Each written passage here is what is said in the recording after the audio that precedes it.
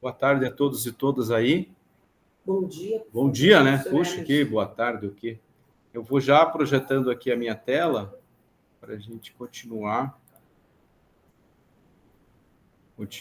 aqui a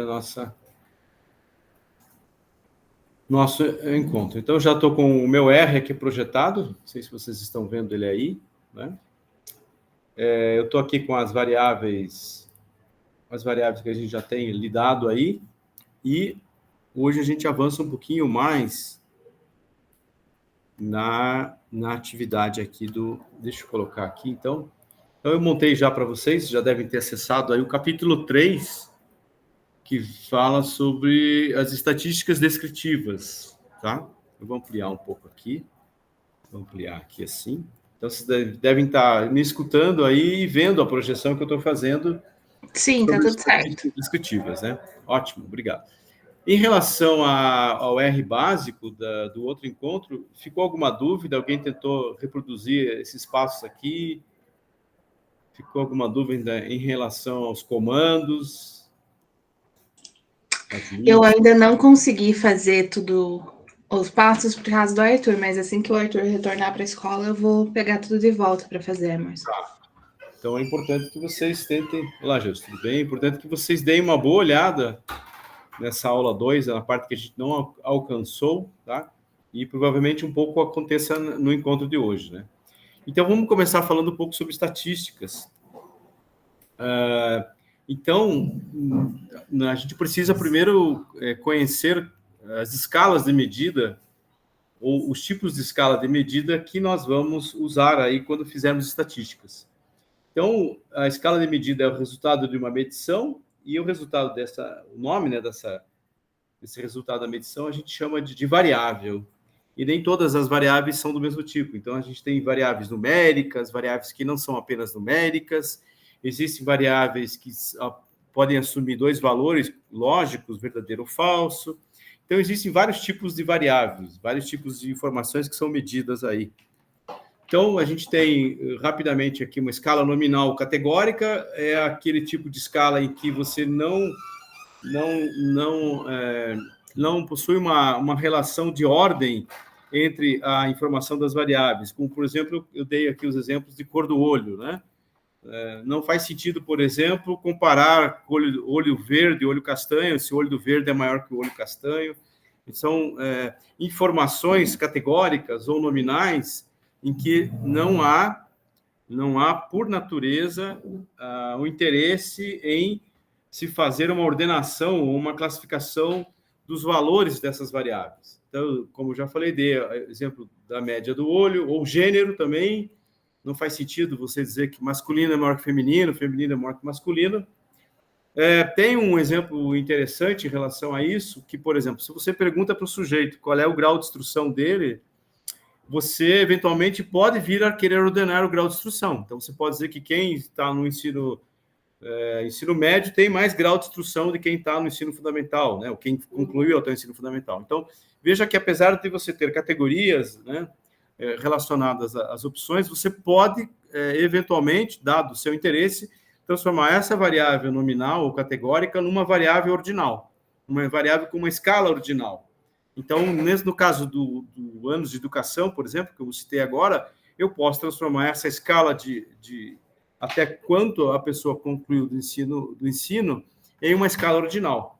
Então, geralmente, a gente tem isso. A gente tem escalas nominais ou categóricas que podem se transformar em escalas ordinais. E aí, na escala ordinal, existe uma relação entre um item da escala para o outro. Existe uma ordem pré-estabelecida. Então, as categorias são ordenadas e as ordens dos numerais associados ordenam as categorias. Isso quando houver uma associação da categoria a um número. Por exemplo, eu posso dizer que uma classe econômica tem X ou 1. Né? Eu posso também falar em médias, categorias baixa, alta e médias. Eu posso dizer que a baixa vale 1 ou X, a média vale 2 ou Y, a alta vale 3 ou Z. Tá? Então, essa é a importante diferença entre escalas nominais e ordinais. No R, nós temos possibilidade de trabalhar com as duas escalas. E quando eu trabalho com as escalas, sejam nominais ou ordinais, eu posso dizer para o R que elas se constituem de fatores, né? Fatores são essas categorias que fazem parte da escala. A gente vai ver um pouco mais para frente um pouco como lidar com isso.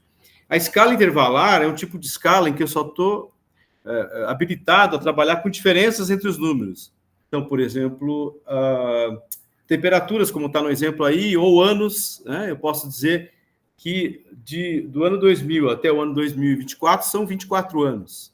Então, eu estou habilitado a fazer diferenças entre essas escalas. Agora, não faria sentido eu pegar e dividir 2024 por 20, né? Se eu tiver essa divisão, o que vai fazer? Qual é o sentido de fazer? Deixa eu só pegar aqui uma calculadora, né? E pensar assim, ó. Eu posso fazer 2024 menos o ano 2000. Tranquilo, vai dar 24 anos.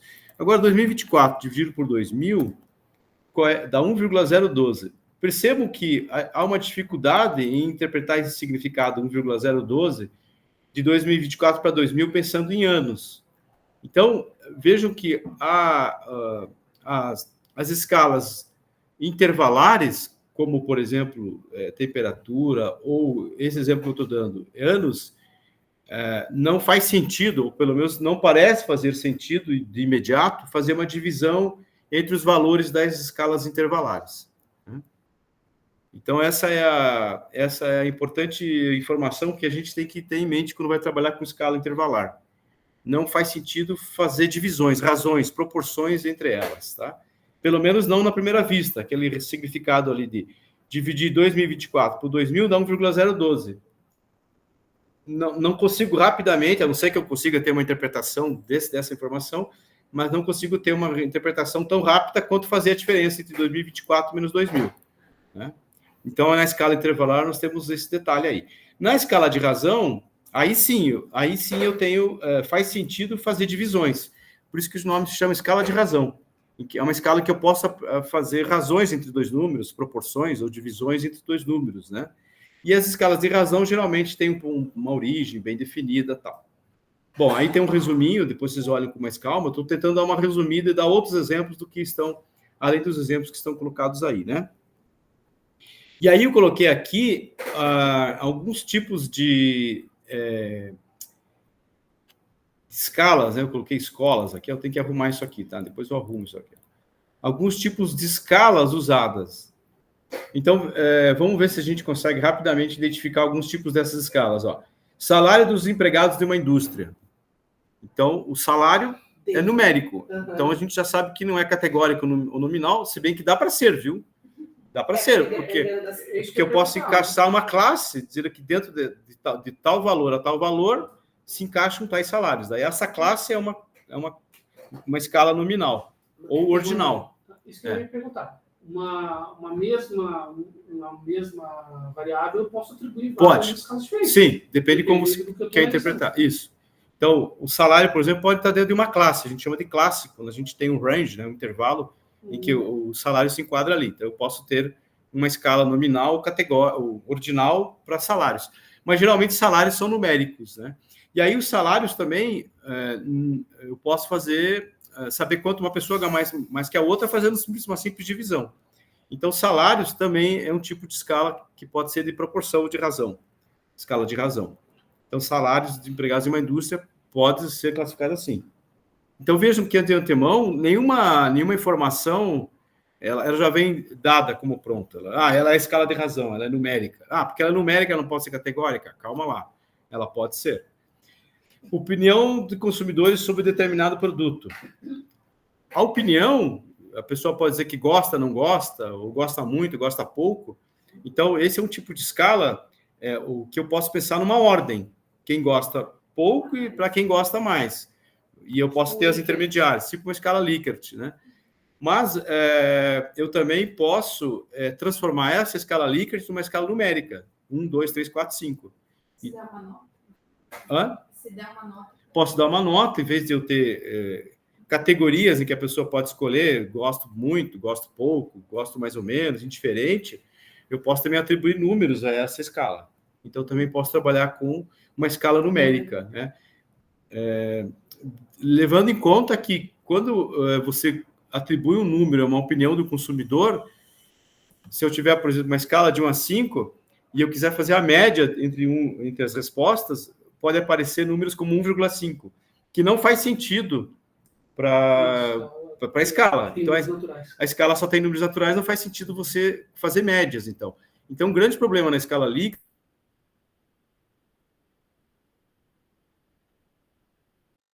a gente vai ver depois que são essas variáveis, essas informações de medidas de tendência central dos dados. Mas fazer média de escala Likert não faz sentido. Então, a análise da escala Likert não faz sentido trabalhar como se ela fosse uma escala numérica. Tá? Então, ela tem que ser trabalhada como escala categórica ou escala ordinal. Tá? Número de respostas certas de alunos num teste com 10 itens. Aí pode ser numérica, né? Geralmente a gente trabalha com numérica aqui, né? Que é número de respostas certas, né? Temperatura diária da cidade de Manaus. Então, a gente já viu que temperatura e data são medidas de escalas intervalares. Porcentagem da receita de municípios aplicada em educação. Então, porcentagem já é numérica e de razão, porque porcentagem já é o cálculo de receitas de razão, né? Números trabalhados com fração, razão. Opinião dos empregados da companhia MB sobre a realização ou não de cursos obrigatórios de treinamento. Então, isso aqui recai muito na opinião de consumidores. Dependendo de como você trabalha com a escala, pode ser categórica, nominal, pode ser ordinal, né? Pode ser numérica, desde que respeite as regras das escalas categóricas e nominais, para não ter respostas com vírgula, tal, né? 1,5. E QI do indivíduo, a gente também sabe que isso aqui é um tipo de escala de razão, né? Porque o QI é calculado por razão, intervalos, tal. Então, são diferentes tipos de escalas que dá para se montar, né? Aqui é um outro quadro em que a gente tem uma diferença entre variáveis contínuas e discretas. A variável contínua pode subir quaisquer valores. Entre dois valores, podem existir outros valores. Então, na variável contínua, geralmente é variável numérica, você tem valores com vírgula, né? Por exemplo, entre 0 e 1, eu posso ter vários números ali entre 0 e 1. Esse é o tipo de escala contínua. Na escala contínua, a gente trabalha com números que têm números após a vírgula, né? Então, a gente pode trabalhar com 0,5, 0,54, 2,0, 2,01. Então, nas variáveis contínuas, você tem essa informação. Na variável discreta, você tem valores inteiros, né? 0, 1, 2, 3, 4, 5, ou menos 1, menos 2, menos 3. Então, o discreta tem a ver com que você não tem números com vírgula, não tem números com casas decimais, né? Tá? E aí tem aqui um quadro bem simplesinho, né? Por exemplo, nominal e ordinal são discretas. Então, como eu falei, quando a gente pode atribuir números às opções nominal e ordinal, então elas se tornam discretas. As intervalares e a de razão podem ser contínuas ou discretas, né? Uma outra parte importante que a gente vai usar muito quando a gente vê diferença estatística, cálculos de diferença entre grupos. Deixa eu ver quem que está querendo entrar aqui. Quem que está lá? Permitir. Cadê? Aqui. Então, onde que está a minha apresentação? Oi. Aqui, voltando aqui. Então. Aí, nós temos aqui uma coisa que é importante às vezes eu tenho um conjunto de variáveis e eu quero que esse conjunto de variáveis expliquem uma outra variável. Então, eu posso ter um conjunto de variáveis x que querem explicar uma variável y. As variáveis que x1, x2, pode ser, por exemplo, eu posso estar interessado em a chance de um político ser eleito ou não. Eleito ou não eleito. E aí, essa é a variável que eu quero explicar. E ela pode depender de vários fatores. Ela pode depender do capital financeiro desse candidato, pode depender do grau de instrução dele, pode depender se ele é um candidato que está tentando reeleição. Então, eu tenho várias variáveis que podem ser compostas para tentar explicar se ele vai conseguir ser eleito ou não na próxima eleição. Então, essas múltiplas variáveis, capital financeiro que ele tem, grau de instrução, se ele já é candidato, ou se ele já é, né, político da área ou não, essas são variáveis que tentam explicar o sucesso eleitoral ou não desse candidato. Então, essas variáveis tento explicar são as variáveis que são as variáveis explicativas, tá? Que é o que a gente chama de variáveis independentes. Essas variáveis explicativas tentam explicar o sucesso ou não eleitoral do candidato, a variável a ser explicada, que é a variável dependente. Os nomes modernos são resultado e preditor. Então, você tem as variáveis explicativas, que são as preditoras, elas tentam predizer o resultado, e o resultado em si, que é o que eu quero saber. Então, essa ideia de preditores e resultados está relacionada com isso. As variáveis independentes são as preditoras, e a variável dependente é a variável resultado. No tipo de explicação mais simples, eu tenho várias variáveis preditoras e uma variável resultado. Mas eu posso ter, dependendo do tipo de estatística, várias preditoras e vários resultados. Tá? Por exemplo, vou dar um exemplo de variáveis, porque trabalhar com várias variáveis de resultado dá muito problema matemático. É muito difícil fazer. Então, geralmente, a gente tenta explicar uma variável com várias preditoras. Quando eu tenho várias preditoras que são numéricas e eu tenho uma variável resultado que também é numérica, esse tipo de composição, que a gente chama de regressão, análise de regressão, a gente tem uma análise de regressão simples. Quando, por exemplo, a variável resultado que eu quero explicar é do tipo dicotômica, como o caso que eu expliquei, se o candidato vai ser eleito ou não, né? O resultado disso pode até ser assim, qual é a probabilidade de ser eleito ou não. Quando a variável resultado é dicotômica, a gente tem o que a gente chama de uma regressão logística. Então, você já deve ter ouvido falar, alguém já ouviu falar, vou fazer uma regressão logística. Quando algum sujeito vai fazer uma regressão logística, ele está com várias variáveis preditoras tentando explicar uma variável resultado que é dicotômica. Então, isso é regressão logística. Tá? Então, só para vocês entenderem que essas coisas de preditores e resultados acabam sendo importante em algumas áreas da estatística. Tá? Então, quando eu falar alguma coisa sobre preditores, vocês já estão entendendo que é variável X, né? São as variáveis que tentam explicar uma variável resultado. Tá? Bom, aqui tem coisas que não são novidades. Média, todo mundo sabe fazer média. Né? Então, aqui o que é importante nessa expressão matemática é a forma como eu estou apresentando a média, né? Se a gente observar aqui, eu vou ter vários valores resultado de uma variável X. Então, por exemplo, se for idade, eu vou ter a primeira idade, que é X índice 1, a segunda idade, que é X índice 2, a terceira idade, que é X índice 3, assim por diante, até a enésima idade que eu tiver no conjunto. Nós temos, por exemplo, 5 pessoas aqui. Aqui o meu X iria de X1 até X5, para compor aqui os 5 números, as 5 informações dessa variável X, né?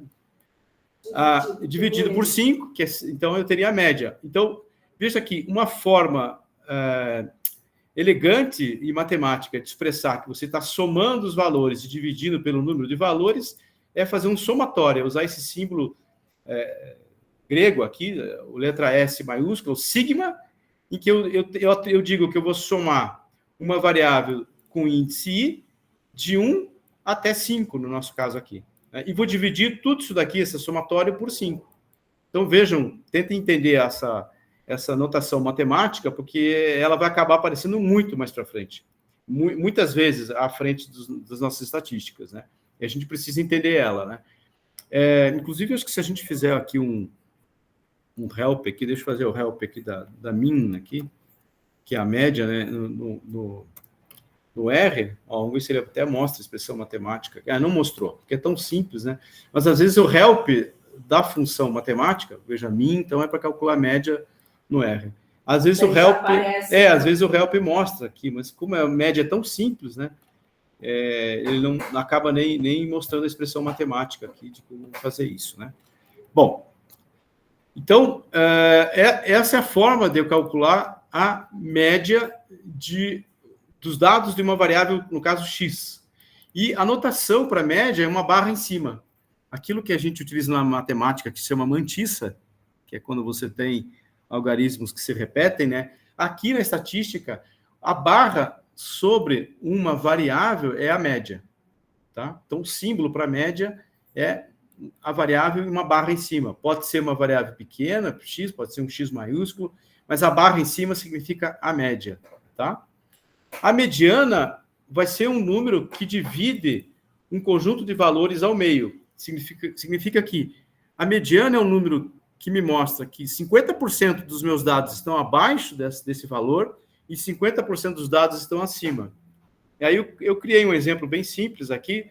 Dados esses valores 30, 10, 15, 40, 35 e 20, logo, 6 números, né? N igual a 6, esse N aqui, esse N, a mediana vai ser o quê? Então, como é que calcula a posição da mediana? Bom, são 6 números, a mediana vai estar aqui na posição 3,5. Então, se ordenar esses números, e a mediana a gente descobre o valor central fazendo a ordenação dos números, ordenando esses números, 10, 15, 20, 30, 35, 40, o que vai ser a mediana? Eu vou pegar o valor 3,5, mas o valor 3,5 está entre o terceiro e o quarto número, ó, entre 20 e 30. 20 dividido por 30, 25. Então, 25, os 25 não existem aqui. Mas se a gente colocasse 25 aqui, percebam que abaixo do 25 eu tenho 3 números, 50% dos meus números, e acima do 25 eu tenho 3 números. Então, a mediana é isso. A mediana é o elemento central, né? Ele é um número que determina qual é o elemento do meio ali que divide o conjunto dos números. Tá? A moda é o valor que mais aparece, é o número que mais aparece no conjunto de dados. Por exemplo, nesse conjunto aqui não temos moda, porque cada número aparece apenas uma vez. Mas se eu tivesse aqui, por exemplo, a repetição do número 10 2 vezes, 10 seria a moda, o valor que mais aparece. Há conjuntos de dados que têm mais de uma moda. Tá? Por exemplo... Mas porque elas empatam ou porque, por exemplo... Não, o conjunto é muito grande. Não, eu sei, mas é isso que eu quero... Por exemplo, vamos dizer que tenha 100 números. Daí tem 7 vezes o número... Vou dar um exemplo. Nos dados que eu coletei para o meu... Coletei com alunos de nono ano. Sim. Então, eu tenho alunos de nono ano que tem entre 13 e tem aluno com 19. Sim. Tá? Mas eu vou ter lá muitos alunos com 15 e muitos alunos com 16, por exemplo. Não, aí, isso eu então, entendo. assim, no conjunto, se eu tiver 100 alunos com 15 aqui, e 100 alunos com 16, eu tenho 2 modas. Não, isso Ó, deixa eu mostrar isso aqui, ó. Olha lá, queria... de novo. Por exemplo, aqui eu tenho 10 números, tá? Então, ó, aqui eu tenho os números. Aqui tem um número que está entre 0 e 1. Vamos colocar exatamente aqui, ó. 1, 2, 3, tá? 4, 5. Ó, se eu tenho aqui o 6, né? Uhum. O 6 aparece uma única vez, mas se o 5 e o 6 forem na mesma bolinha, eles são a moda, Sim, porque eles aparecem 2 vezes. Não, a minha dúvida é assim, ó. Eu tenho esses 20 números ali.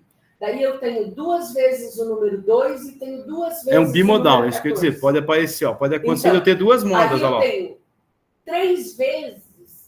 não, é que eu queria fazer um exemplo em que eu tivesse... por exemplo, 4 vezes o mesmo número, Sim. 5 vezes o mesmo número. Sim, você tem... Assim, 2 vezes um... Não, mas daí você só 6. tem uma moda, porque você tem que ver o número que mais aparece. O que segundo mais aparece não se chama moda, tá? Mas aqui no caso, a moda, por exemplo, veja que a moda é o 7, porque tem 2 bolinhas aqui, Sim. E é o 11,5 aqui, porque tem 2 bolinhas aqui. Então você tem uma distribuição bimodal. Os dados se distribuem de tal forma que você tenha 2 modas.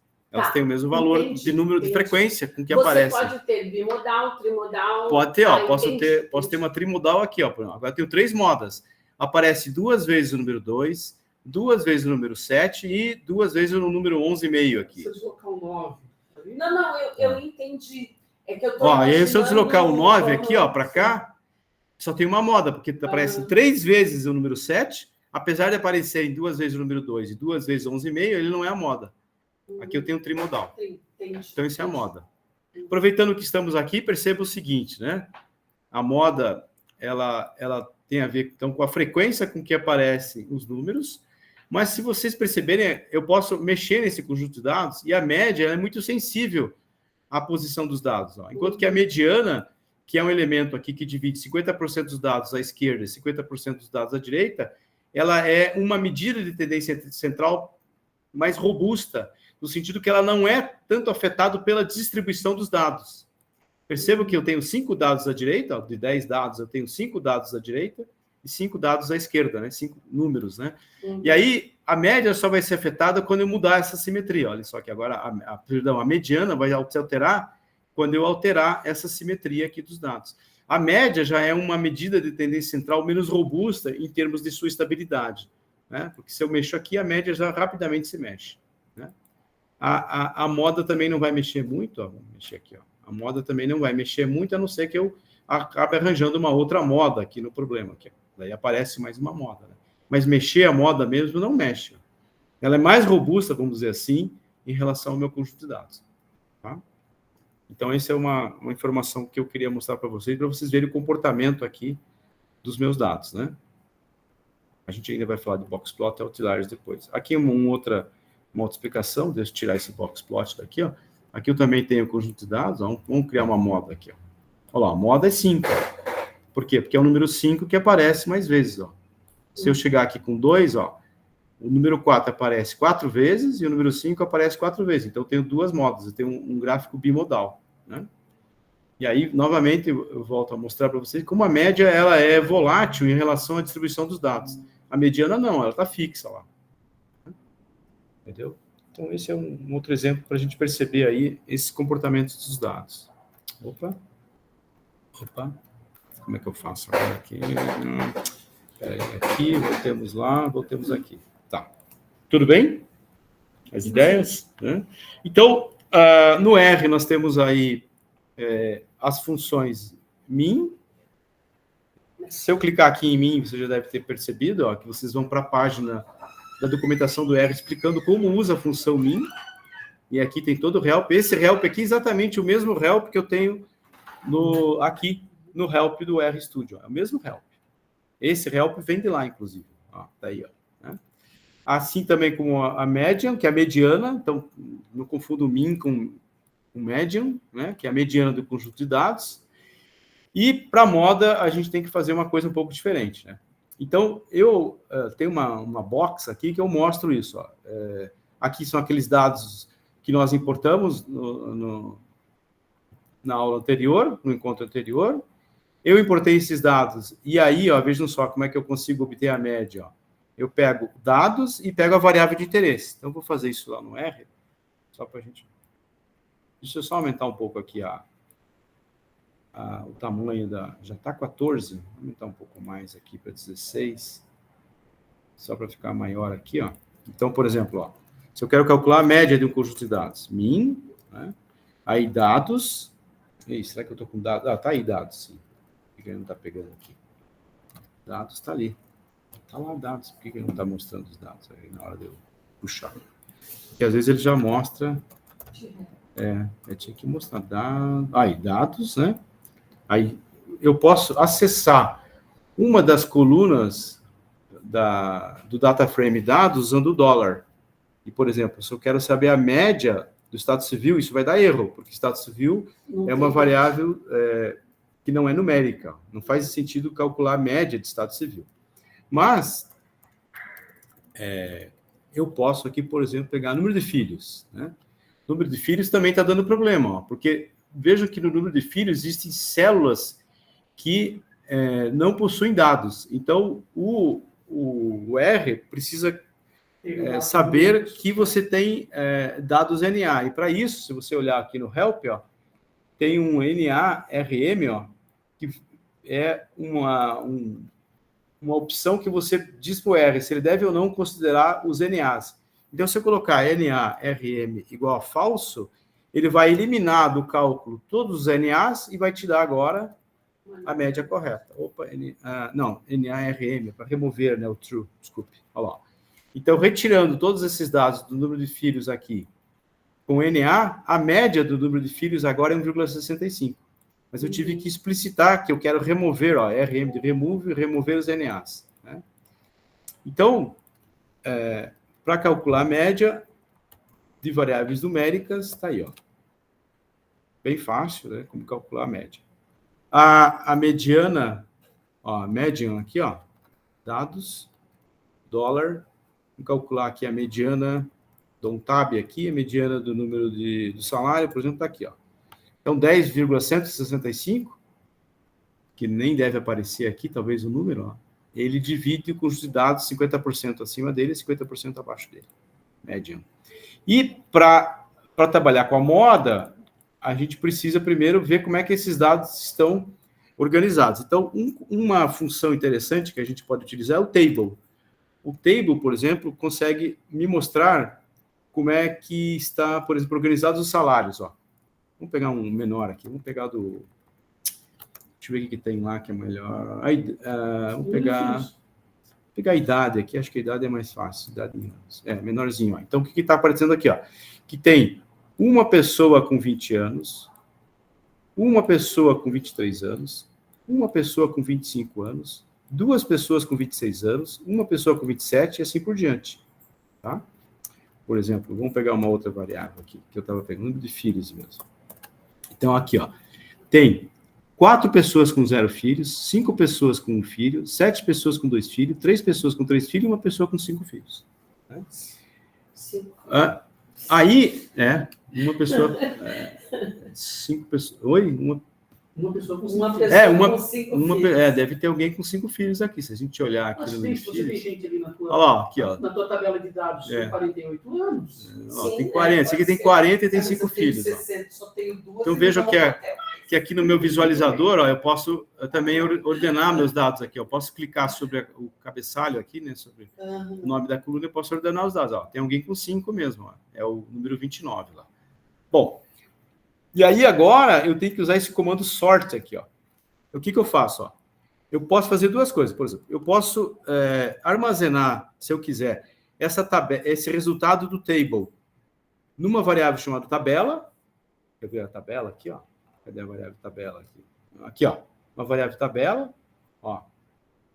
Table, aqui, ó. Tipo table, tabela, né? Se eu quiser ver a variável tabela, eu digito tabela. E ele vai mostrar a variável tabela. E aí eu posso pedir para ordenar, fazer um sort na variável tabela. E ele vai fazer um sort. Vamos ver o que ele fez aqui, ó. 1, 3, 4, 5 e 7. Vamos chamar o help do comando sort para a gente ver, ó. Então, o comando sort, ó. O que ele faz, ó? Ele ordena um vetor ou uma variável fator em ascendente ou em ordem descendente. E se vocês olharem aqui, ó, o decremental está falso, significa que ele está ordenando incrementalmente, do menor para o maior. Se eu vir aqui e colocar decreasing true, ele vai fazer o contrário, ele vai ordenar do maior para o menor, então decrescente, né? Isso é uma das formas de fazer. Eu poderia, no lugar... Alguém está pedindo para entrar, deixa eu só aceitar aqui.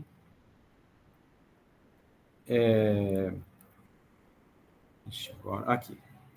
Eu poderia, no lugar de colocar essa variável tabela, eu poderia ter colocado o table aqui, dados, dólar e número de filhos. Veja que a variável tabela tem esse comando, mas em vez de criar uma nova variável para colocar dentro do conteúdo da variável tabela esse resultado, eu posso diretamente colocar o comando aqui, ó.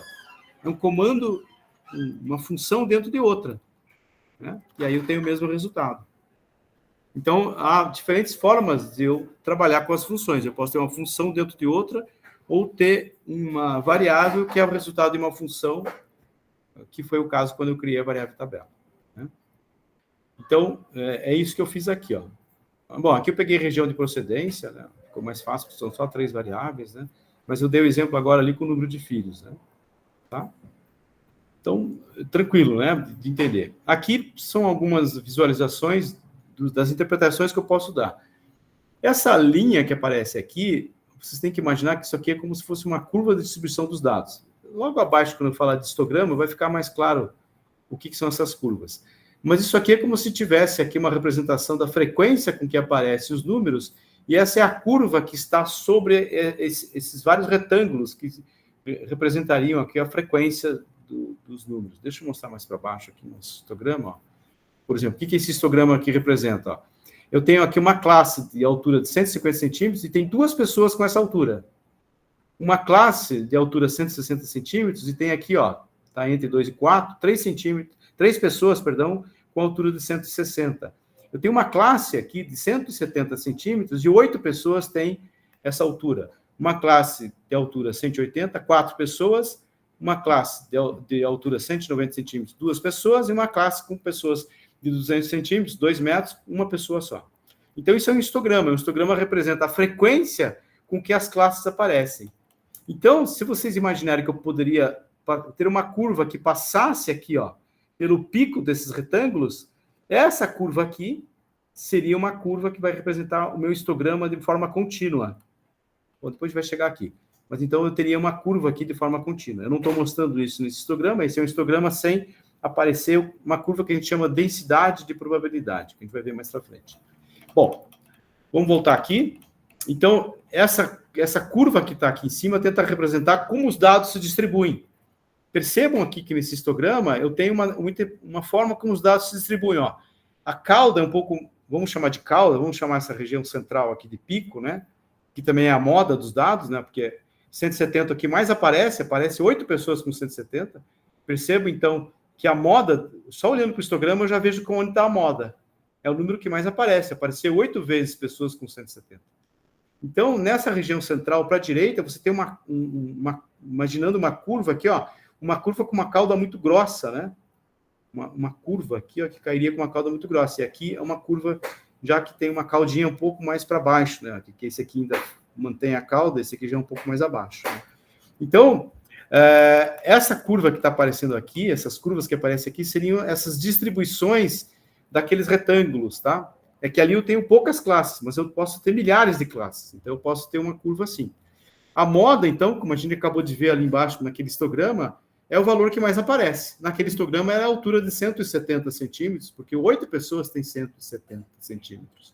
A moda é o valor que mais aparece. A mediana é um número que vai dividir 50% dos dados estão à esquerda da mediana, 50% dos dados estão à direita. E a média seria um fator de equilíbrio.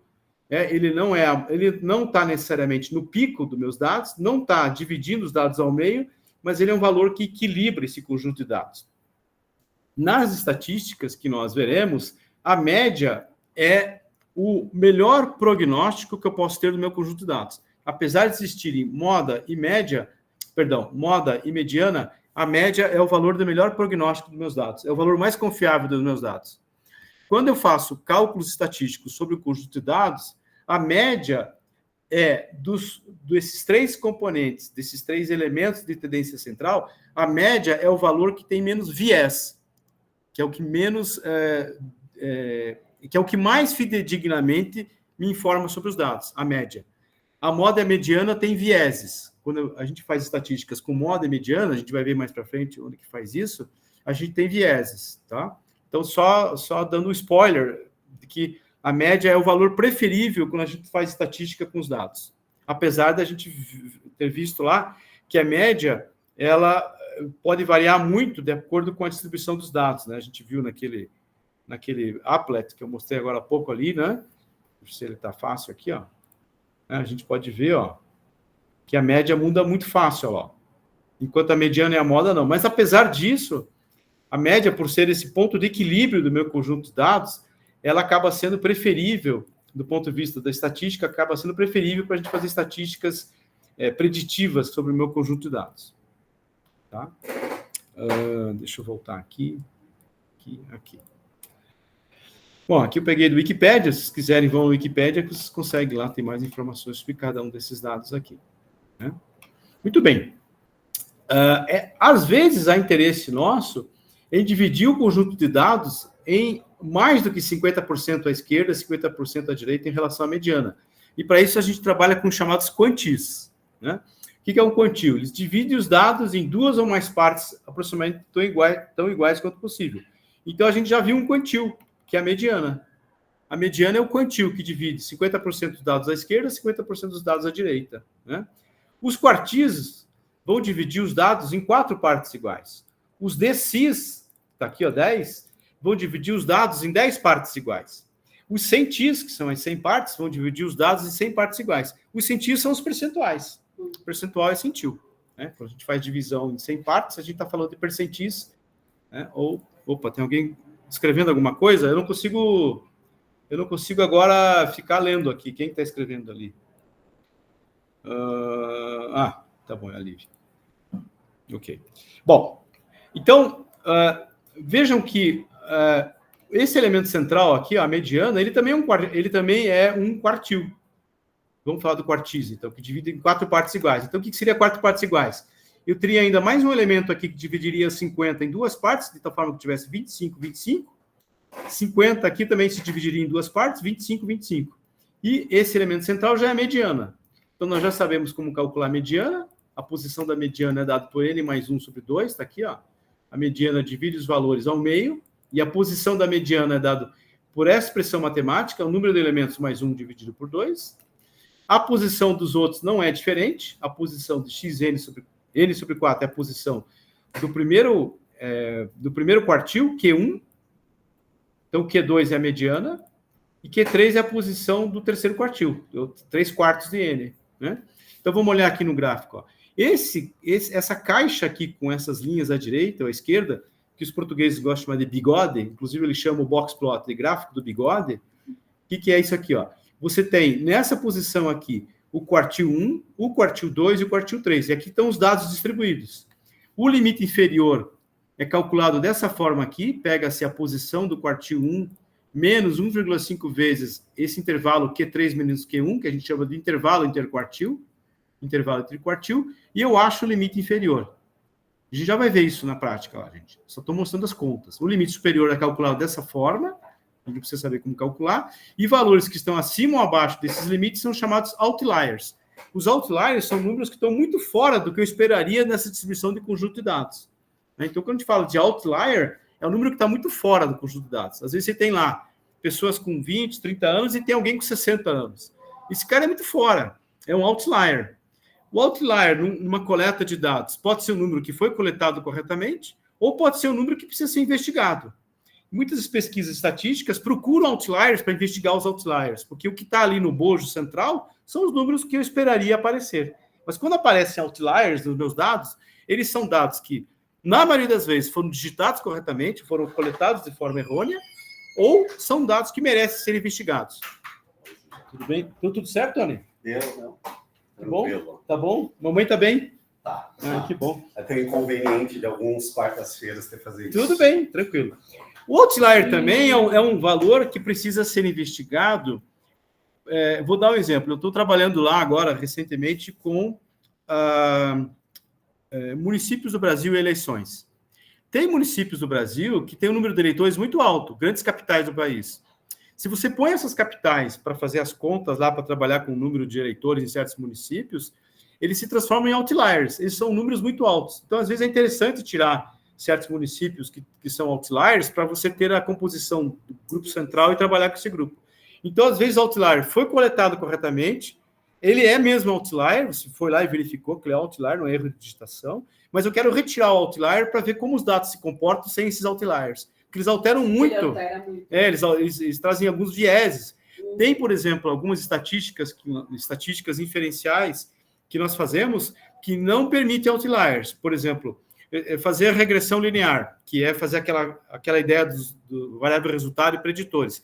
Se você tem outliers nos preditores, você não faz uma regressão linear correta. Então, você tem que tirar os outliers. Ou você tem que acomodar os outliers para que eles façam parte do conjunto de dados. Às vezes, a gente trabalha com escala logarítmica. Eu transformo valores que são muito pequenos ou muito grandes, aplicando logaritmos sobre os dados, e isso faz com que valores muito pequenos e muito grandes se converjam para o bojo central dos dados. Então, se trabalha com escalas logarítmicas. Os outliers deixam de ser outliers. Então, às vezes, a gente precisa tratar os outliers, polir os dados para que os outliers sumam ou para que eles acabem fazendo parte de um conjunto dos dados que você tem interesse em pesquisar. Quando a gente trabalha com disciplina experimental, o que a gente faz? Deu um resultado outlier, a gente ou repete para ver se está correto, porque é um resultado experimental. Aí você tem que ver, alguém coletou errado, usou o instrumento errado, fez paralaxe, digitou errado, tem uma série de fatores, né? O instrumento está enviesado, o instrumento está mal calibrado, né? Não, às vezes o aluno está fazendo várias medidas e aí, de repente, dá uma medida muito... Então, a gente repete para ver... Isso no laboratório é muito... nós que somos da área de laboratório, conhecemos o laboratório, sabemos, isso, né? Então, isso é a ideia de que para a gente direcionar o olhar para aquele número para ver se não vai ter muito resultado. Isso. E às vezes ele é um outlier mesmo, daí você fala, ixi, agora Como o que eu faço com ele? Alguma coisa. Então, isso é o que a gente chama em analítica de erro indeterminado. Tá, erro experimental, erro indeterminado. Isso. Inclusive, tem técnicas para trabalhar com esses erros, Isso, tudo. você pode trabalhar com Tem toda uma matemática da estatística experimental, né? Muito bem. Vamos para o nosso brinquedinho aqui, ó. Fiz uns applets em GeoGebra aqui. Não, eu fiz, outro eu copiei. Aqui nós temos um boxplot, olha que bacana isso aqui, ó. Então eu tenho lá, novamente, ó. Vamos pegar aqui, vamos ficar com os 10 dados e vou pedir para plotar o boxplot disso aqui, ó. O que é isso aqui, ó? Ó a mediana aqui, ó. Bem a mediana, ó. Meu conjunto de dados tem uma mediana, ó. Se eu alterar isso aqui, ó, como a mediana altera, ó. Aí eu tenho 5 dados aqui, 5 dados aqui, né? O que é isso aqui, ó? Isso aqui é o quartil 1, ó. Até aqui, do conjunto de dados para cá, até aqui, eu tenho 25% dos meus dados. Vamos criar um outlier aqui, só para... Vamos ver se eu consigo criar um outlier aqui, só para a gente... Olha lá um outlier lá, tá? Então, vamos ver aqui, ó. Até aqui eu tenho 25% dos meus dados. Por sorte, eu não tenho nenhum outlier, então estão todos eles aqui, ó, dentro do intervalo interquartil. Do Q1 até o Q2, que é esse aqui, eu tenho mais 25% dos meus dados. Eles estão aqui, né? Então, aqui, ó, tenho 1, 2, 3 aqui. Esse 3 ficou bem em cima, mas, ó, eu tenho aqui 2 aqui dentro, então tá certo. Como ele ficou em cima, tem 2 para a esquerda, 2 para a direita. Então, tem 5 dados à esquerda, 5 dados à direita, a mediana e o Q3, que é o quartil 3. Olha aqui, ó. Novamente, ele parou exatamente em cima ali, ó. Eu tenho aqui, ó, 2 dados à esquerda, 2 dados à direita, e ele está exatamente sobre o Q3. E eu tenho um outlier. Por que ele é outlier? Porque ele está acima, 1,5 vezes acima do intervalo interquartil. Então, esse cara é chamado outlier. Esse cara merece investigação. Ele está muito fora do padrão que eu esperaria para um gráfico boxplot. Então, primeira coisa com o gráfico boxplot que eu posso ver é ele me dá uma certa ideia de como é que os dados estão distribuídos. Percebam o seguinte, olha a simetria do Q1 para o Q2, olha a simetria dessas caixinhas como elas são iguais, ó. Aqui eu tenho 2 dados aqui dentro, ó, 2 valores, e aqui eu também tenho 2 valores. Olha a simetria, e vamos tirar a simetria disso para vocês verem o que acontece. Ó, o que acontece agora? Vejo que agora eu perdi um pouco da simetria, ó. Os retângulos não são mais do mesmo tamanho, justamente por quê? Porque parece que tem uma cauda aqui, ó. Tem mais dados aqui para a direita do que os dados à esquerda. Os dados à esquerda estão mais concentrados e agora tem uma cauda aqui. A gente vai ver em curvas de distribuição que, a partir da mediana ali, eu vou ter uma cauda muito longa, que vai até o 20 lá, né? Se eu montasse aqui retângulos aqui representando esses valores, né? Então... E, pois é, inclusive, aquele cara deixou de ser outlier, né? Que interessante isso, né? Tá vendo, ó? Então, agora você nem ele é outlier, né? Pode ser que ele vire lá para frente se eu arrastar ele mais para a direita, né? Muito bem. E aqui também eu tenho a possibilidade de mostrar o boxplot desses dados. Olha aqui, ó, novamente. A mediana está aqui. A gente pode ver, ó, que os dados têm uma distribuição longa para a direita, o que faz com que, ó, você tenha um boxplot longo para a direita, um bigode aqui do boxplot, né? Eu falei do bigode do boxplot dos portugueses, não vou chamar gráfico do bigode, né?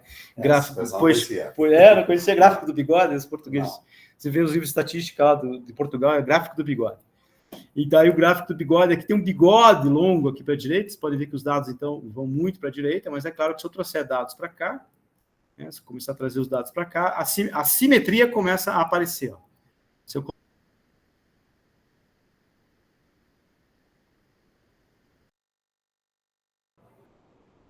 podemos jogar para cá, um pouquinho para cá. Olha lá, começa a ter uma simetria, né? Então, essa simetria, olha lá, olha que bacana.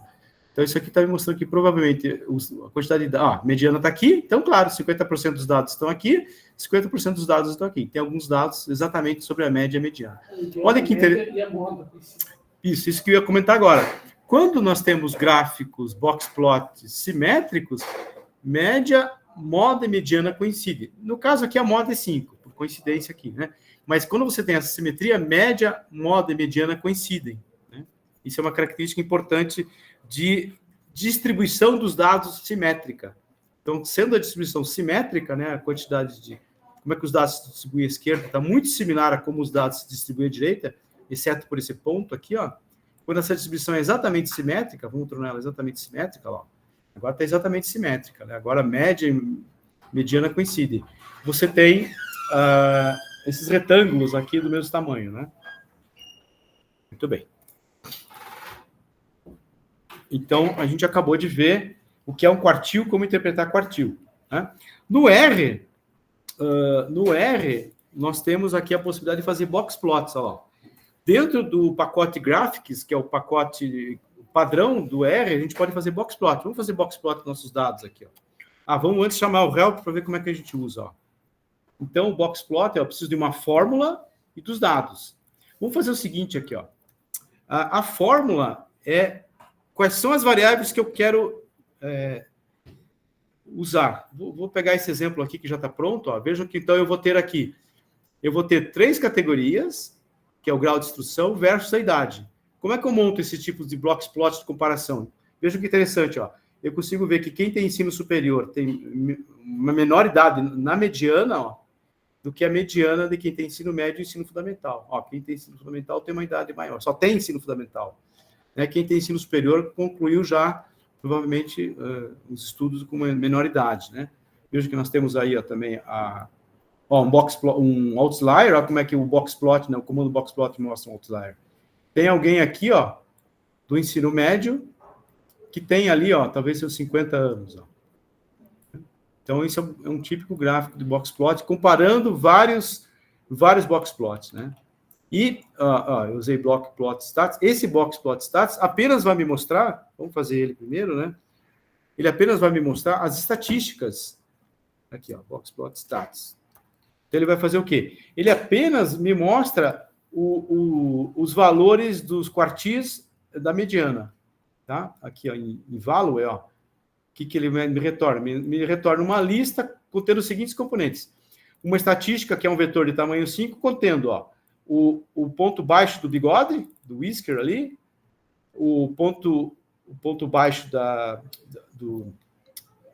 caixa, a mediana, o ponto alto e o ponto extremo. Então, vamos pegar aqui, ó, vamos pegar aqui dados, dólar, vamos pegar, por exemplo, número de filhos.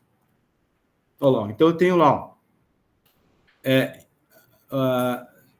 talvez esse aqui não seja tão bacana de ver. Vamos comparar com esse da... O que a gente tem aqui, que é o que tinha feito aqui? Idade, ó. Idade acho que é mais legal da gente comparar ali com aquilo, ó. Idade.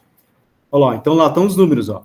20, 30, 34, 50, 40... Então aqui eu tenho, ó, o ponto inferior do bigode, que seria o equivalente a esse ponto inferior, mas não comparem aqui, porque aqui eu distribuí os 3 em 3 categorias, ó.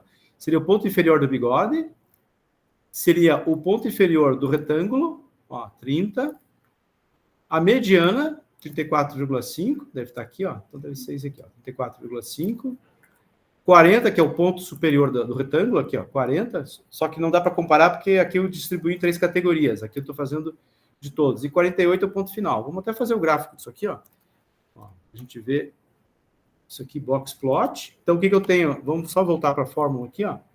Como é que é o box plot? Ó? Aqui é uma fórmula. Então, nós vamos fazer o seguinte. Vamos fazer dados...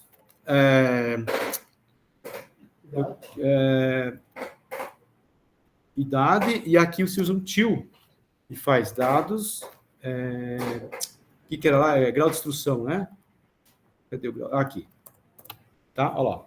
Então, agora vamos dar um zoom aqui para a gente entender, ó. O que são esses números aqui, ó. Não, eu não queria fazer por grau de instrução, quero fazer só por idade, desculpe. A gente fez idade lá. Não vou fazer ainda a fórmula. Então, agora eu preciso dizer qual é o dado que eu quero usar. Bom, acho que não vai precisar, porque ele já sabe que é data. Né? Tá, isso que eu queria mostrar. Ok. Então, o que eu tenho aqui, ó. Vamos olhar, ó. Isso aqui é só para idade em anos, sem dividir por categorias, ó.